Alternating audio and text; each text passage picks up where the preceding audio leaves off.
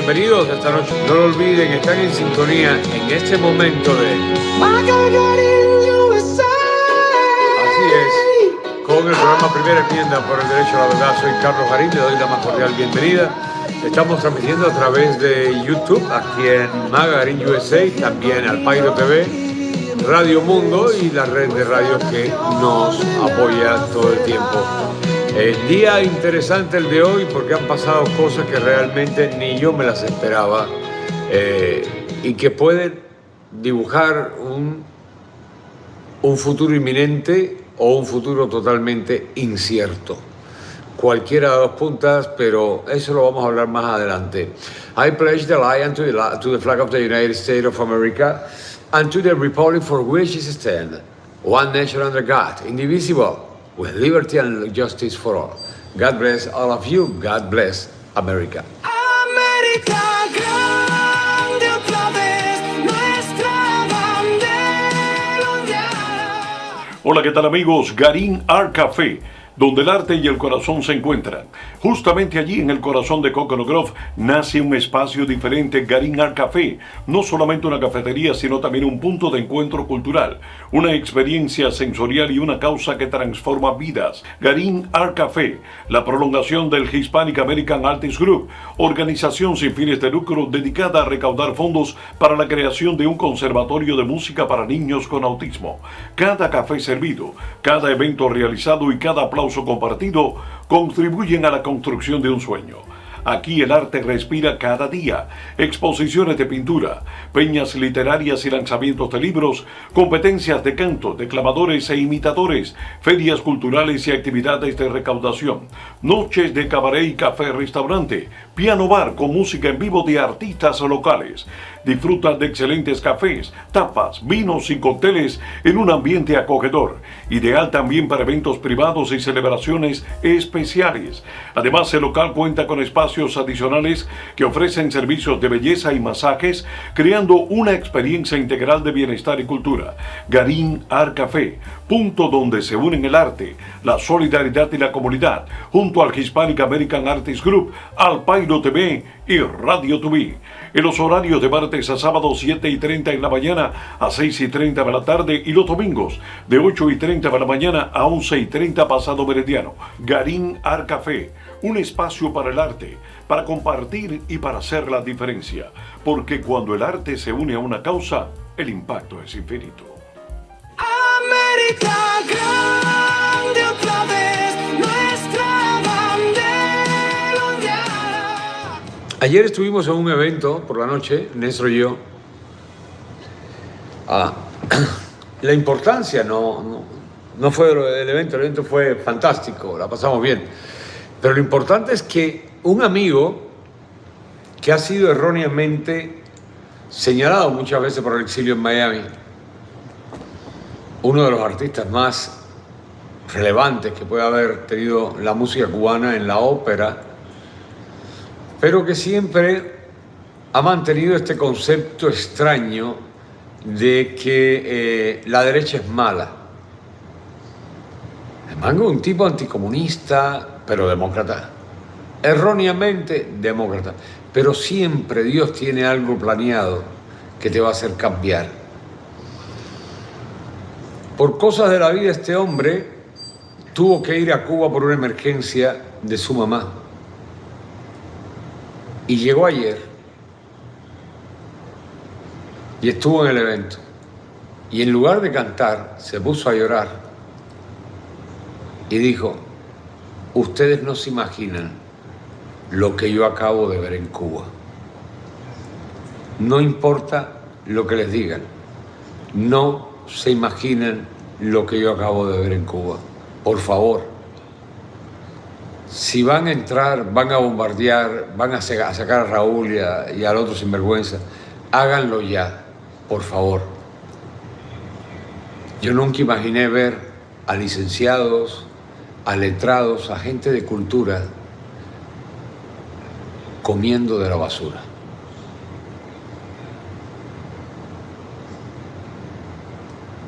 Yo le dije, es la forma más dura de aprender.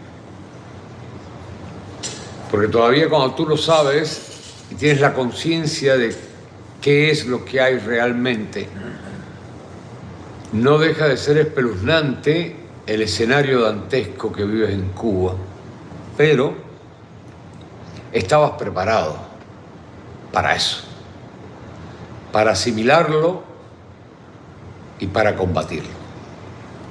Pero cuando tú llegas con esa inocencia absurda, gracias, Eber, cuando tú llegas con esa inocencia absurda, con una esperanza idílica de que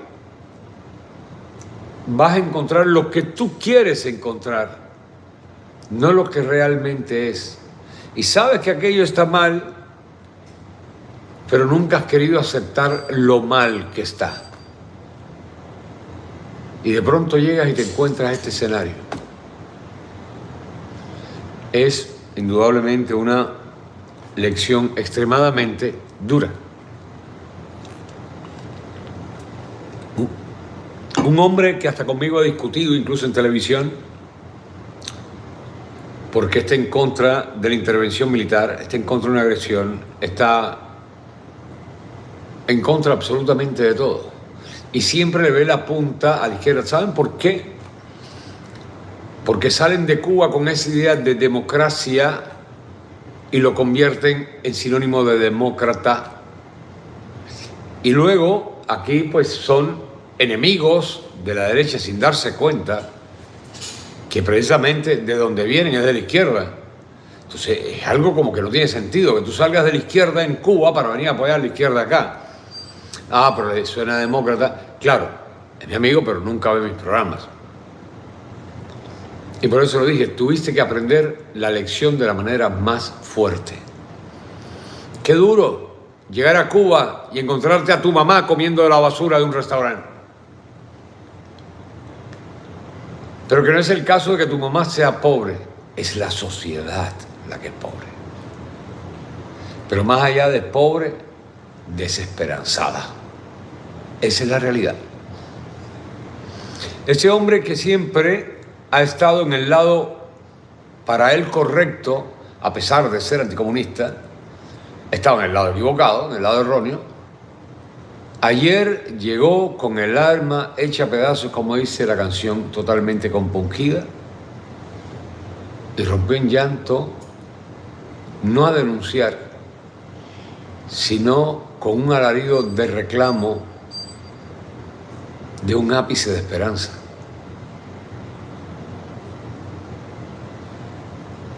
Y para él, que me prometió que iba a ver el programa de hoy, va a este programa. Y para todos aquellos que aún, aupados por la ignorancia, militan en el lado zurdo de la historia.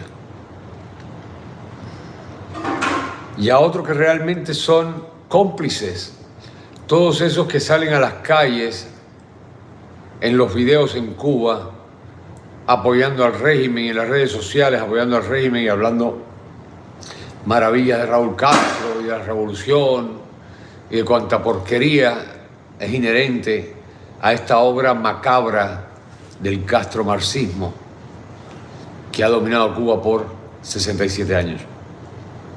Vamos a saludar al chat y de regreso vamos a hablar acerca de Cuba, la impunidad policial que hay allá, la que los que están acá gritando y no son socios del régimen y están acá gritando a favor de Cuba, totalmente ignorantes. Creen que todo lo que dice acá la gente es simple gusanera, simplemente por echarle al régimen, porque se fueron y están en contra. Y para ellos va esta lección. Saludos, Cecilia, buenas noches, bendiciones. Está de primarita. Marisol Guerra, muy buenas noches, bendiciones mías de Miami. Saludos a los dos, Esmi, Joaquín, otros cubanazos más. Marcelo Rodríguez, bendiciones, hermano. Arnaldo Calzadilla, muy buenas noches, bendiciones de Kentucky, en Louisville. Cecilia Santo, bendiciones, corazón. Niurka C, muchas bendiciones. María Feliz, muy buenas noches, bendiciones. Mayra Ballesteros, buenas noches, saludos, bendiciones, Evete Benal. Denle like y compartan, háganle caso a él. Ama NK6GM, muy buenas noches, bendiciones, Ama. Por acá tenemos a Pedro Leonardo Viñas, muy buenas noches, bendiciones, hermano. Magna Patria, buenísimas noches, bendiciones a todos los patriotas. Aquí tenemos a Mirna Hernández, muy buenas noches, bendiciones. Nancy Lux, bendiciones. Nidia Morino, muy buenas noches, bendiciones. Evet, gracias por esa membresía de 6 meses. Gracias, corazón, gracias, muy amable, gracias. Por eso seguimos acá, así mismo. Por acá tenemos a Ana Medina, muy buenas noches desde Kansas City. Buenas noches, bendiciones. Maga todo el tiempo. Marta González, muy buenas noches, bendiciones.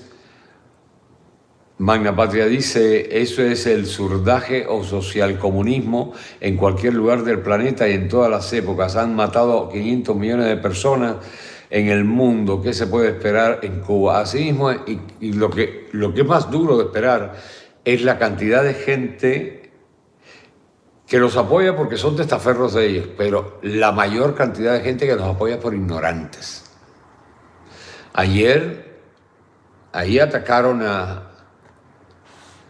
al director del documental que nosotros presentamos acá, lo atacaron allá en México, una horda de comunistas mexicanos y cubanos.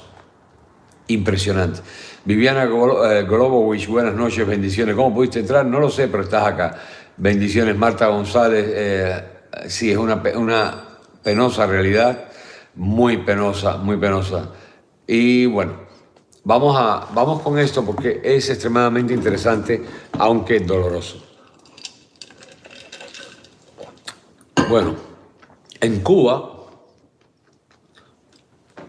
y esto para los que todavía viven en la ignorancia, la impunidad policial es total.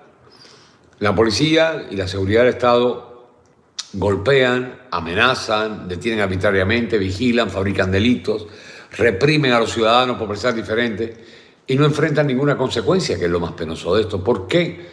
Eso se llama régimen totalitario o dictadura. Es así de sencillo.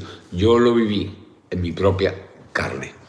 No existen derechos, no existe transparencia. Imagínense ustedes que estando yo preso bajo interrogatorio, me acusaron de tantas cosas, porque iban tanteando, tratando de fabricarme un caso común para que no hubiera otro preso político. Muchísimas gracias, Ana Medina, gracias, bendiciones. Y en el último interrogatorio que me hizo el hoy coronel retirado de la Seguridad del Estado, Roberto Sánchez, en aquel entonces primer teniente, que era mi instructor, o sea, quien me interrogaba, en Cuba le dice instructor. El tipo, en ese interrogatorio, llega muy amistoso, me da un cigarrillo popular y me da hasta la fosforera. Algo muy raro, porque normalmente tratan de hacerse tus amiguitos, ¿no?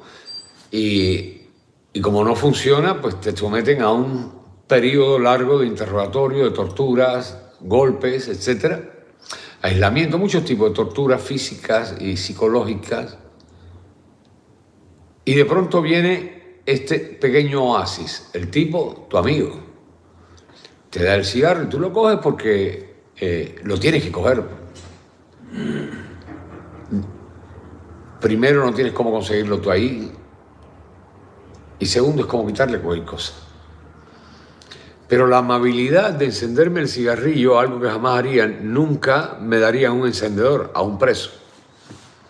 Claro, tengo 2 gorilas atrás de mí parados, yo sentado en una silla atornillada al piso, con un aire acondicionado bajo cero, el interrogador sentado en su escritorio con un abrigo de cuero. Y el tipo me dice, ¿qué me puedes decir de un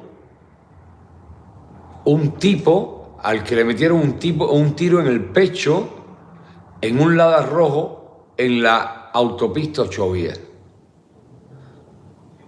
Y yo me empecé a reír, eso me granjeó el premio de un puñetazo por uno de estos negrones que tenía acá. Pero bueno, el tema que se los cuento es por otra cosa, por lo que decíamos ahora de la fabricación de delitos, la fabricación de causas. Así sencillamente, a la cara, para ganar lo que ellos quieren en su propia mentira, justificarse. Un tipo con un tiro en el pecho y yo me río y después me da el bofetón y me dice, tú eres un falta de respeto. ¿De qué tú te ríes? ¿Te da gracia? Le digo, no, no me da gracia, lo que estoy convencido que ustedes no tienen ni puta idea de por qué me tienen aquí. Yo estaba ahí por contrarrevolucionario, incluso cuando me arrestan, ahí me agarran escondido en la finca de mi padre y me rodean la casa 17 tipos de tropas especiales con AK-47 con armas largas. Estaba 13 de diciembre, víspera de mi cumpleaños, escondido, pero mi hermano me estaba visitando, se llevaron a mi hermano preso conmigo. Me ocuparon todas las obras de arte que yo tenía ahí, pero no encontraron nada de propaganda, nada que pudiera vincularme a mí con ninguna actividad. No obstante a eso, entre otras cosas, pues estuve 6 meses desaparecido bajo interrogatorio de rigor. Y este fue el último interrogatorio que me hizo este señor, donde me pregunta, parece que era la última opción, sobre alguien que asesinaron. Y dentro de la respuesta compuesta yo le dije, ¿cómo tú crees que yo con todo el tiempo que llevo aquí encerrado, aislado, encerrado en una celda, yo voy a haber participado en esta cosa? Y eso es lo que pasa con ustedes.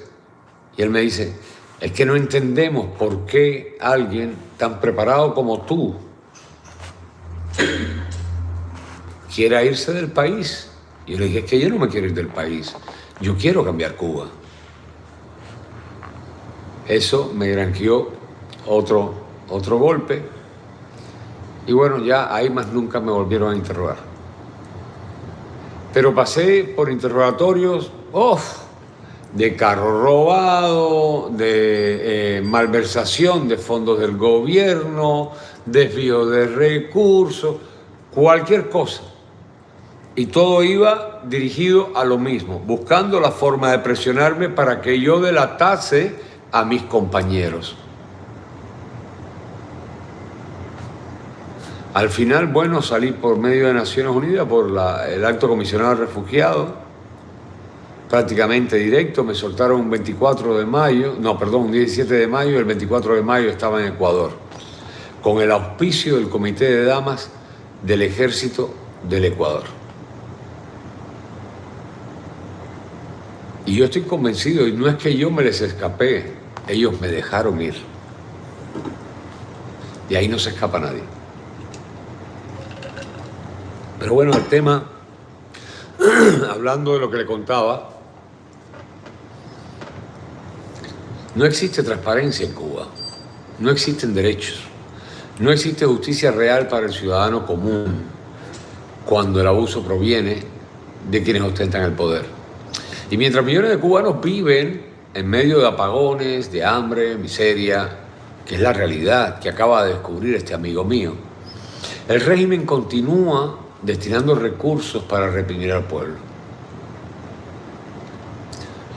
Tenemos en este momento más de 1.200 presos políticos en las cárceles. Tenemos tan solo en marzo del 2026 decenas de nuevas detenciones arbitrarias junto con un aumento récord de la represión. Organizaciones como Human Rights Watch y Amnistía Internacional han denunciado múltiples palizas, aislamiento, persecución política, abuso sistemático contra opositores, periodistas, activistas disidentes.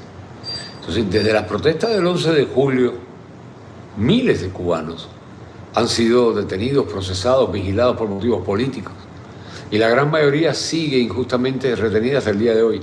Y en cualquier país que se haga llamar democrático en el mundo, un policía que abusa de un ciudadano puede ser suspendido, investigado, incluso condenado. Y en Cuba los represores están protegidos por el sistema, porque el sistema es el alma mater de la represión. Y cuando un régimen protege al represor y castiga al ciudadano, entonces está claro, no hay justicia. Cuando tú ves a los ciudadanos comiendo de la basura, no estamos hablando de un ciudadano homeless, sin algún nivel educacional o cultural. Estamos hablando, como le pasó a este amigo mío, gente que incluso fueron profesores del Instituto Superior de Arte, gente que fueron compañeros suyos en la Ópera Nacional de Cuba, comiendo de la basura. Me imagino, y sobre todo con la sensibilidad que tenemos los artistas, pues le debe haber esto afectado a él 300 veces más que a cualquier otra persona. Sin embargo, este hombre con esa sensibilidad, que ha vivido engañado o autoengañado tantos años de su vida, a pesar de ser anticomunista y contrarrevolucionario, pero creen esas historias de que todos tienen derecho y que no sé qué, toda esa masturbación mental. Pero es un buen hombre y es un gran artista. Y nuestra misión es precisamente educar a esta gente, rescatar a esta gente. Sin embargo, gran parte del exilio de a pie siempre lo ha censurado, lo ha señalado, y han perdido la oportunidad de disfrutar su arte, su música, su dominio escénico, simplemente porque piensan que el tipo es comunista, porque opina diferente que los demás. Mira, ya se curó, de la peor manera, pero se curó. Y esto no solo pasa dentro del país, la política delincuencial del régimen rompe las fronteras desde siempre. Desde siempre. Recuerdo la primera guerrilla organizada por la dictadura cubana, fue durante sus años de comienzo, 60-61, con la creación de la guerrilla en Venezuela, para desestabilizar Venezuela y apoderarse de la riqueza de Venezuela. Y el régimen cubano no solo ha brindado refugio a fugitivos de la justicia norteamericana y de otros países, sino que también ha albergado y entrenado a grupos terroristas y paramilitares en su territorio, como la FARC de Colombia, Sendero Luminoso de Perú, los Montoneros de Argentina, el Farabundo Martí de El Salvador, el Ejército de Tupac en Bolivia, la FARC de Guatemala, el Movimiento de Liberación Popular de Honduras, ELN de Colombia también, el Ejército Zapatista de México, el Comandante Marcos, el Frente Sandinista de Liberación Nacional de Nicaragua, los Tupamaros de Uruguay, Sendero Luminoso del Perú, el Frente Patriótico Manuel Rodríguez de Chile, el FALN de Venezuela, que fue el que les dije primero, y otros grupos del continente africano también, como el MPLA, etc. Cuba ha llevado la guerra y el genocidio no solamente a Angola y Namibia, sino también a Etiopía, a Somalia, a Yemen, a Laos, Camboya, estuvo en Vietnam también, y todos estos países que hablamos antes. Sin embargo, la izquierda sale dando alaridos. ¡Ay, Cuba la honrosa, que tanto bien le ha hecho al mundo! Es fuerte el tema cubano. Y hoy ha pasado algo que lo voy a dejar para el final, algo que un poco me desdibuja, me ha descolocado con relación al plan, a la idea que yo tenía trazada de lo que podía acontecer en Cuba en las próximas horas, máximo semanas. Pero antes de eso quiero irme a repasar un poquito la lista de los grandes logros, los méritos demócratas, porque esa gente hay que contar con ellos. Y por supuesto, cuando tú vas a hablar de demócratas, pues tienes que hablar las grandes ligas, ¿no? Hillary Clinton, Nancy Pelosi, el que se ha ganado el primer lugar en estos tiempos, Mandani, en New York, alcalde de New York, Chuck Schumer, Adam Schiff y por supuesto Gavin Newsom, ¿no? Gobernador de California, que pretende correr para las elecciones presidenciales de Estados Unidos, aunque ya se ha callado bastante, parece que ya se convenció que de nada sirven los alaridos, que ellos no tienen a dónde llegar. Pero Gavin Newsom acaba de firmar una ley que garantiza, escuchen esto bien, y esto lo están haciendo en todos los estados de la Unión demócratas. Una ley que garantiza sus elecciones fraudulentas, que no serán auditadas, ni protegerá a los inmigrantes indocumentados que acuden a votar. Este proyecto de ley del Senado 73 y prohíbe que las fuerzas del orden y el personal armado custodien los centros de votación. Declara ilegal que fuerzas del orden confisquen boletas electorales de las oficinas electorales. Exige que las fuerzas del orden obtengan una orden judicial antes de tomar listas de votantes registrados o capturar máquinas de votación. Aparte de que esto es algo absurdo, ¿no? Porque los demócratas controlan los tribunales, así que nunca se emitirán estas cosas. O sea, una orden por parte de los tribunales para que vayan a decomisar las máquinas o las boletas. Entonces, les explico lo que esto significa realmente. La presencia de ICE en los centros de votación, evidentemente, disuadiría a los inmigrantes indocumentados de votar. Porque además, no tienen derecho, es una violación de la ley, es un delito federal. Los demócratas no quieren que la fuerza del orden confisquen las boletas o investiguen el fraude. O sea, simplemente lo que pasó en el 2020. Se hizo, se ejecutó y punto, como hizo Raffensperger, escondidas las boletas en un lugar secreto y nadie tiene derecho a tomarlas. Las máquinas de votación electrónica están manipulando las elecciones a favor de los demócratas, por lo que Newsom está declarando ilegal la verificación de los registros. ¿Por qué? Por todas las investigaciones que han salido y declaraciones y pruebas de campo con las máquinas, enseñando cómo las máquinas tabuladoras cambiaban los votos en la contabilidad.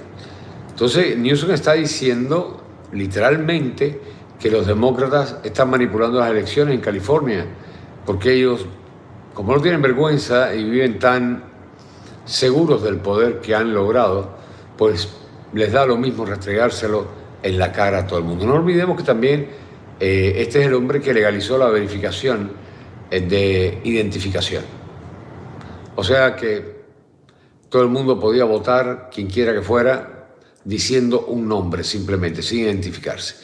Es también en California donde se legisla a favor del fraude y la delincuencia, porque acaba de aprobar también la ley AB 2624, que es conocida como la ley para detener a Nick Shirley, esta ley que a los periodistas los pone en riesgo civiles por investigar fraudes y dificulta la denuncia de fraudes en los servicios de apoyo a la inmigración, incluyendo las ONG, organizaciones sin fines de lucro, instalaciones de atención médica que reciben cientos de millones de dólares del Estado de California. Recuerden que hace 2 días nada más estuvimos denunciando acá la aparición de estas 296 millones de dólares robados solamente en una manzana de Los Ángeles.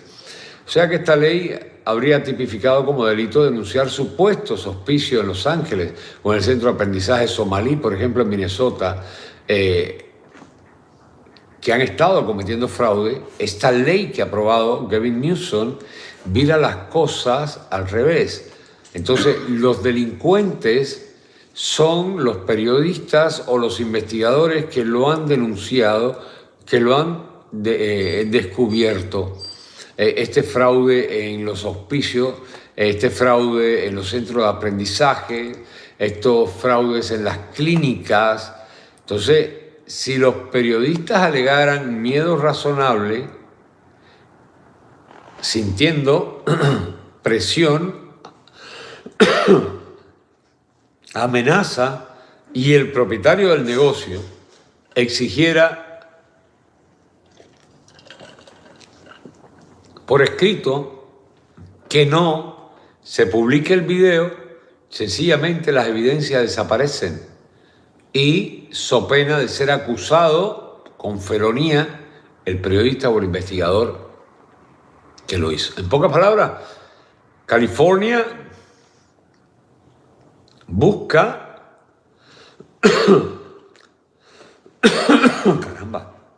dificultar la denuncia de fraudes y disuadir a las personas de investigarlos en sus propias comunidades, porque podrían ser demandadas para obtener una orden judicial que les obligue, además, so pena de prisión, a retirar el video y tener que pagar los honorarios de sus abogados y una indemnización mínima de $4,000 al ladrón, al estafador, a este que ha estado saqueando el país.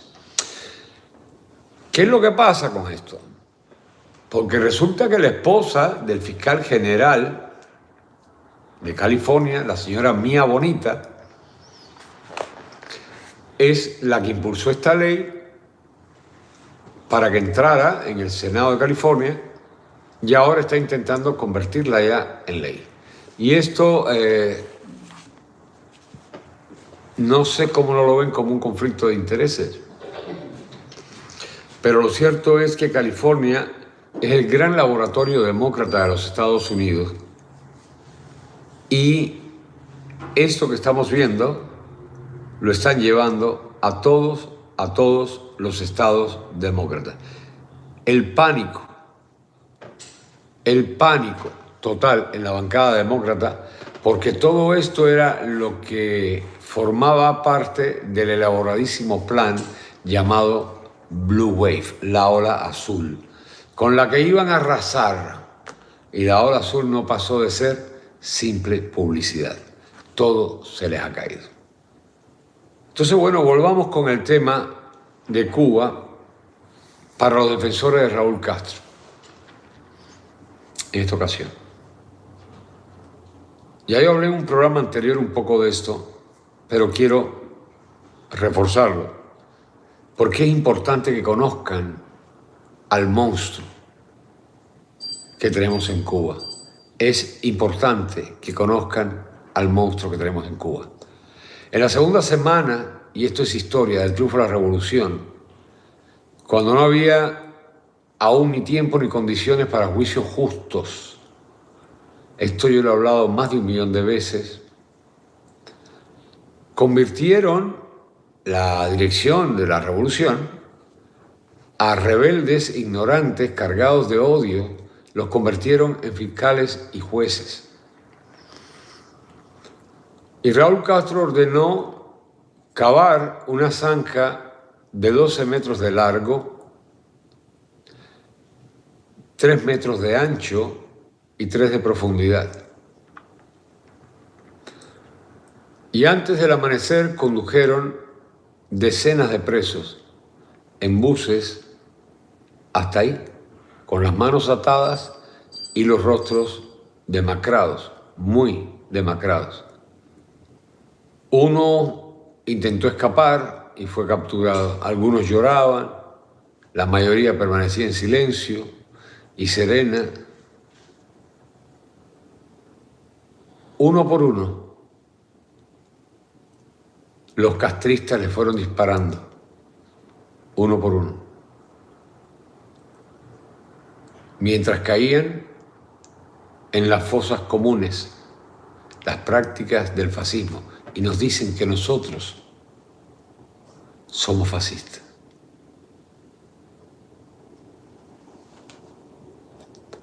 Hay un señor, Enrique Despain, que fue fusilado al amanecer porque un camarógrafo quería filmar el crimen con la luz del alba y quedó grabada para siempre la imagen de aquel hombre negro, corpulento, que él mismo dirigió el pelotón de fusilamiento que acabó con su vida. Un gesto de valentía impresionante. Y en el video grabado en 8 milímetros en aquella época, se le ve caer encorvado en la fosa y una turba arengada por el régimen gritaba: "Mátenlos, mátenlos". Esta fue una de las horas más tristes de Cuba, pero no la más célebre de Raúl Castro. Allá en Oriente, mientras era jefe del Ejército Oriental, hizo también zanjas y pasó por las armas más de 20.000 personas. Ese angelito humanista que defiende la izquierda. Y estas cosas hay que restregárselas en la cara, sobre todo a las nuevas generaciones cubanas que viven ignorantes de la historia de su propio país. Increíble, pero cierto. El régimen de Cuba es fácilmente comparable y quizás aventaja con creces al fascismo hitleriano. Cuba está en ese momento convertida en una de las naciones más no pobres, no, sino miserables del mundo. Y vemos a estas mujeres y hombres con rostros rosaditos, rellenitos, bien vestidos, hablando de las bondades de Cuba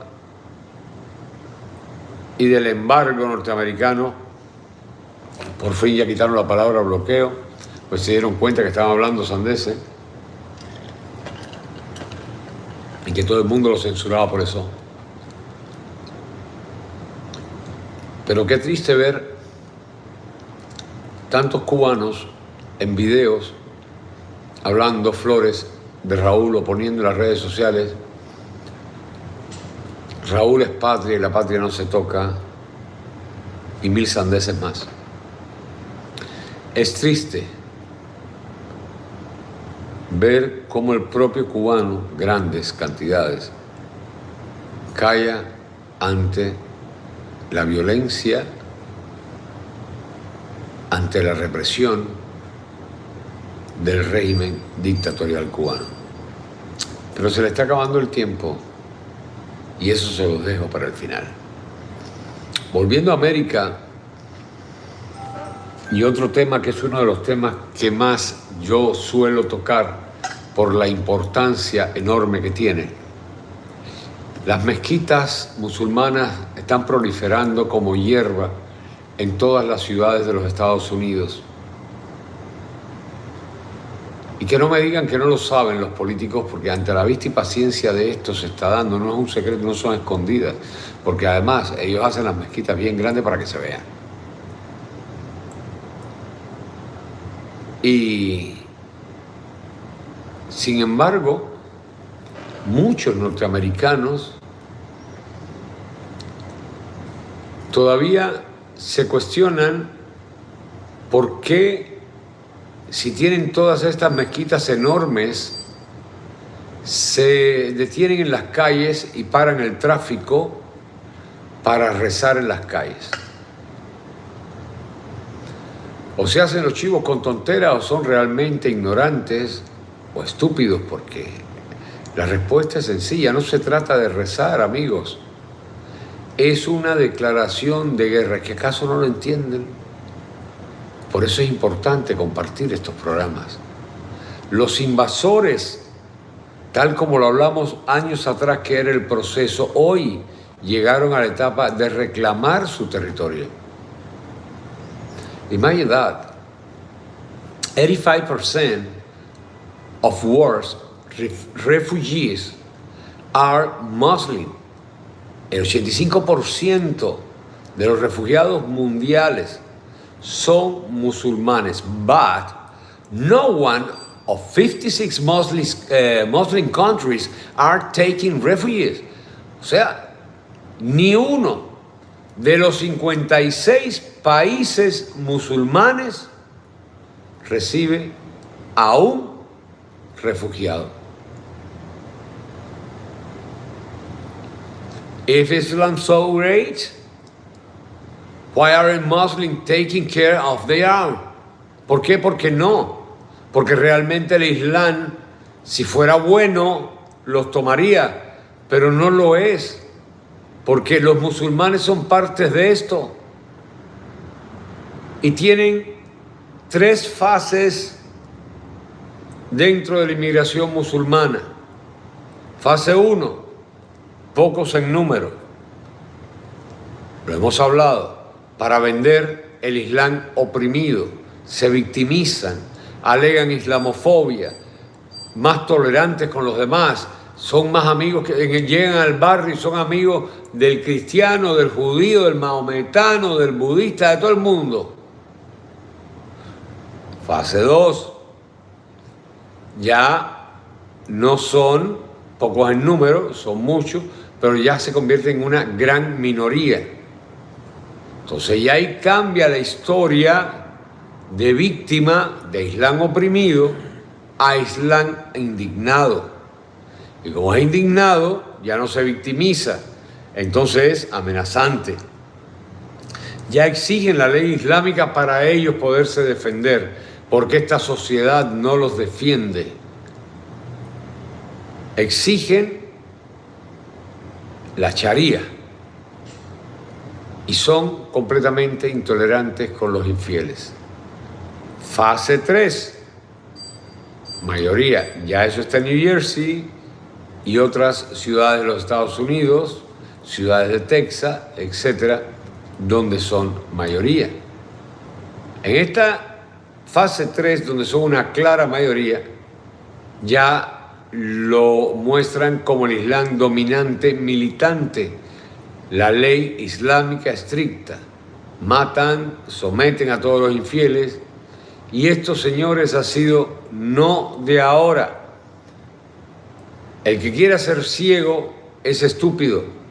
Esto lo han practicado durante 1400 años.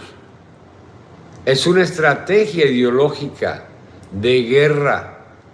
1400 años, ese patrón no ha cambiado. Entonces, los moderados musulmanes son irrelevantes. Entonces sí, es como todo, la izquierda igual se apaña de todo. No, pero que no pueden votar a los ilegales porque hay delincuentes. Qué pena. Ah, no, no puedes votar a los musulmanes porque hay musulmanes moderados. Pero es que no son los moderados los que están afectando al país. Al país lo afectan los que no son moderados y, por supuesto, los moderados apacibles que se convierten en cómplices. Entonces, esos son irrelevantes. Si hay que votarlo, hay que votarlo. No hay ejemplos en la historia del Islam asimilándose a otras culturas, en otras culturas. Solo hay ejemplos del Islam dominando, conquistando otras culturas. Esa historia de pacifista, religión de amor, eso no existe. Así que los que todavía creen, dejen de creerse cosas, con el Islam no hay paz.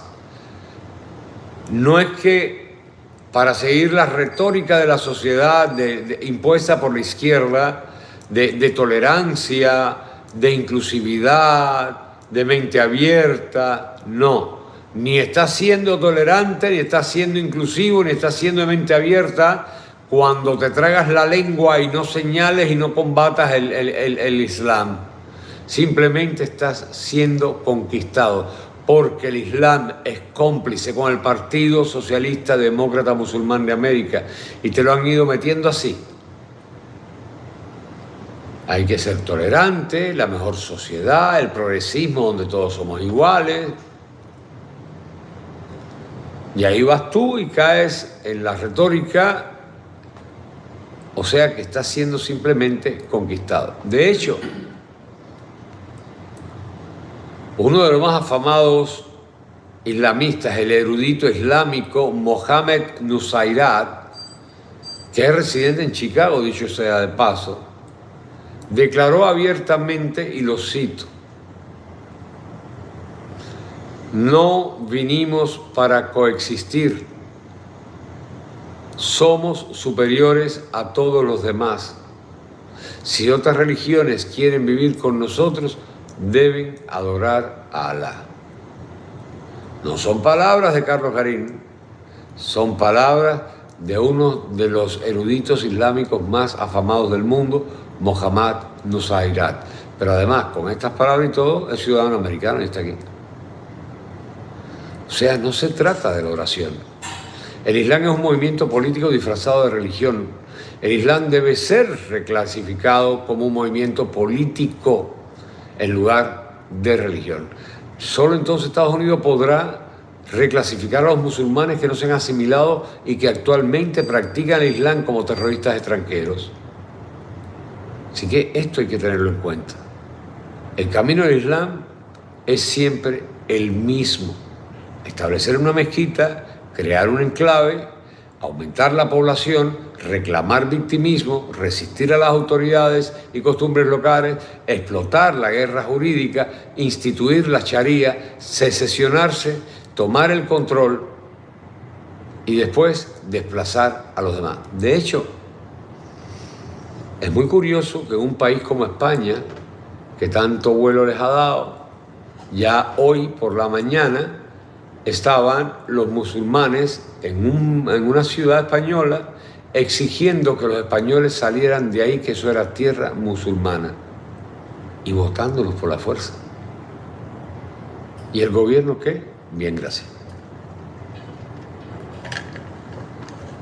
No puede hacer nada porque el gobierno ha sido cómplice de ello.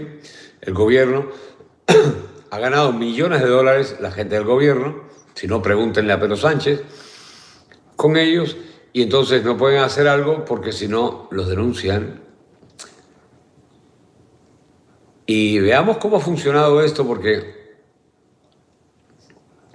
por ejemplo, Afganistán en su día fue una nación budista, no era musulmana. Pakistán era una nación hindú, no era musulmana. El Líbano era cristiano, no era musulmana.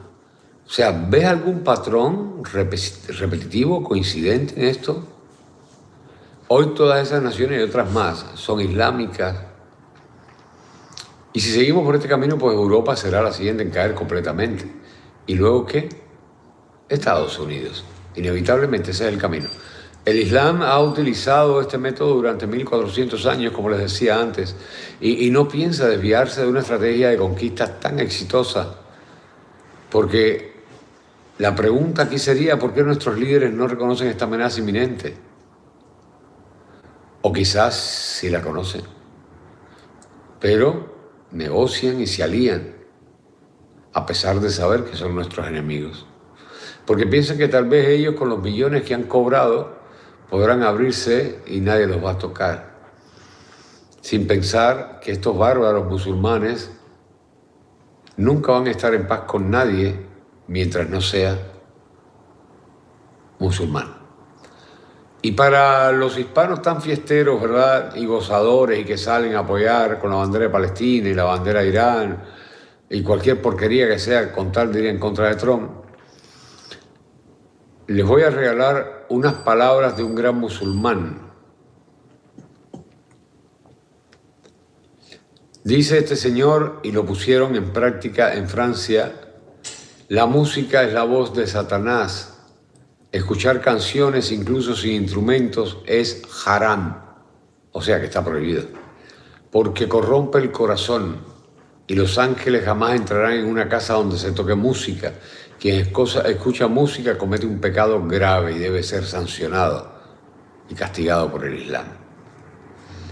Señores, ¿hasta dónde la ignorancia nuestra, después de haber conquistado el siglo XXI, haber tantos avances que nos ha llevado incluso a la tecnología y toda la historia? ¿Cómo podemos caer de manera tan retrógrada y apoyar por conveniencia, incluso en contra de nosotros mismos, a esta gente? La música forma parte de la cultura humana en todo el mundo, ha inspirado, ha consolado, contado la historia de los pueblos, ha unido a las personas durante siglos. Y si alguien cree que la música es pecaminosa, es libre de vivir según esa creencia, que se vaya para su país. Pero no debería esperar que todos los demás acepten su música, su arte, sus cantantes, sus compositores y músicos son malvados. Piensen ustedes, ¿por qué ningún país musulmán avanzaba? ¿Por qué todavía en el siglo XX vivían como hordas en tiendas de campañas? El salto lo dan los Emiratos Árabes Unidos precisamente cuando abrazan la cultura occidental y comienzan a levantarse Kuwait, Dakar, Dubái, pero empiezan a levantarse distando mucho de la política ideológica de esta gente. De hecho, por eso no lo reciben. Entonces creo que el mensaje es claro, tal como el comunismo. Mantener a los pueblos lejos de su historia y la cultura los convierte en esclavos. Y eso es muy conveniente en esta declaración de este gran musulmán. El Islam no es una religión, es un partido político teocrático, violento, subversivo. Y su objetivo es reemplazar la Constitución de los Estados Unidos con la ley Sharia. Y es terrible cómo en los pasillos del Congreso de los Estados Unidos corren estas cosas a vista y paciencia de todos los políticos que allí pululan. Algo que deberían decírselo al pueblo y lo mantienen como un secreto entre ellos, cómo se ha estudiado para la aplicación de la ley Sharia aquí en Estados Unidos, cómo lo han manejado en el Congreso. Me parece eso una falta de respeto enorme contra el pueblo americano y por eso deberíamos sacarlos a todos los que están ahí. El Islam es una doctrina de dominación militar, de violencia, de sometimiento. Y si no me creen, pues escuchen a sus líderes. Cuando alguien diga que quiere acabar contigo o esclavizarte si no te convierte, entonces créelo. Créelo.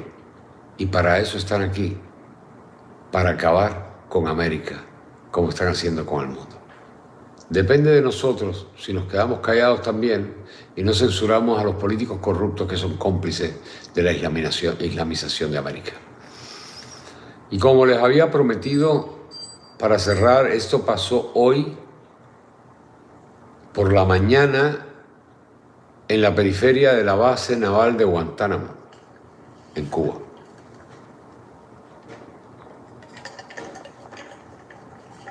El general Francis L. Donovan, comandante del Comando Sur de los Estados Unidos, tuvo una reunión allí en los perímetros de la base militar norteamericana con el general de Cuerpo de Ejército Roberto Legrá Sotolongo, viceministro primero y jefe del Estado Mayor General de las Fuerzas Armadas Revolucionarias de Cuba, con otros altos mandos militares cubanos también.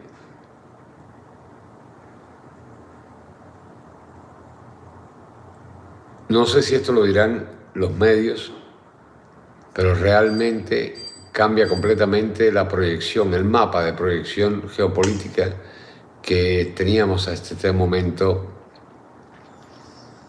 con relación a Cuba.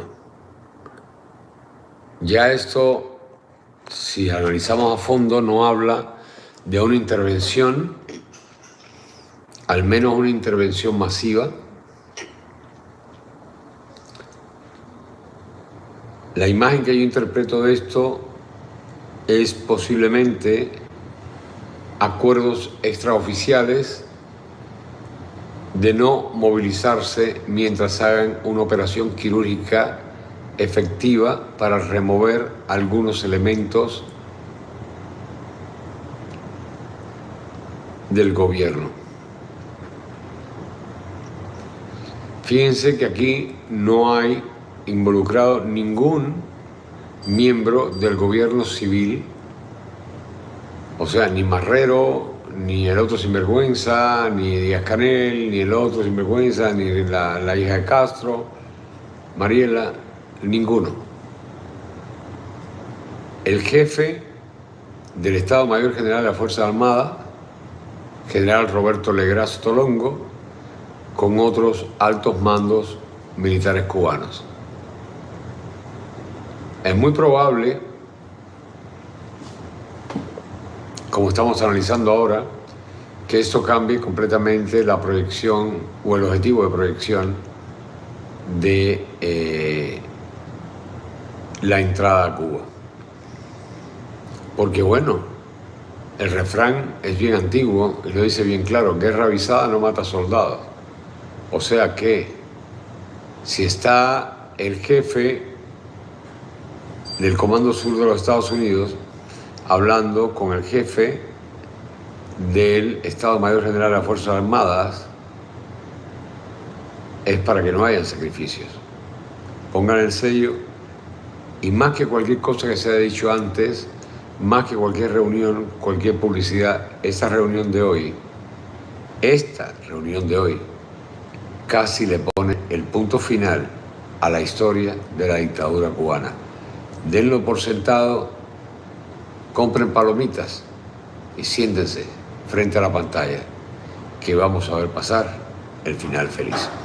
Que Dios los bendiga y bendiga a todos los que luchan contra el comunismo en el mundo. Antes de irme, señores, todos los que están en Miami, yo los invito cordialmente. Tienen que pagar porque negocio es negocio. Los invito a que vengan a compartir con nosotros aquí, a Garín Art Café, aquí en el 3870 Grand Avenue, 3870 Grand Avenue. Mañana estamos abiertos hasta la 1 o 2 de la mañana más o menos. La comida es fabulosa, muy bien hecha, no porque la cocine yo y que sea mi receta, sino porque es fabulosa de verdad. Lo dice todo el mundo, todo el que ha venido. Ahí están Esmi y Joaquín. Esmi es fanática a la pizza de aquí, por ejemplo. Están ahí, Esmi de Miami, con ustedes. Un jurado de, bueno, la mejor hamburguesa de Miami. Y es de verdad. Hoy vinieron unas personas a probarla precisamente porque no lo creían, que son turistas de hamburguesas, estos que van visitando todos los hamburgueseros que hay en el mundo, en Estados Unidos, y dijeron: incomparable, no hay nada. El servicio es genial, el lugar es bello, haremos karaoke, estaremos con cantantes, con todo, y disfrutando eso, el capitalismo. Ahora sí, bendiciones a todos, a nuestras mujeres, hembras femeninas, madres, amas de casa y trabajadoras, dueñas de hogar, a los hombres proveedores de protección y seguridad a la familia, a eso, a ese núcleo estructural de la sociedad que nos ha permitido llegar hasta donde estamos, a la constitución de esta nación por ser tan genial, y a los padres fundadores que la escribieron. Esa gente estaban fuera de liga. Qué proyección increíble. Al gran presidente norteamericano Donald J. Trump, que Dios te bendiga 1.000.000 de veces, Donald, y a esta gran nación. God bless America. América grande otra vez, nuestra bandera ondeará por la familia y el honor, la primera enmienda vivirá.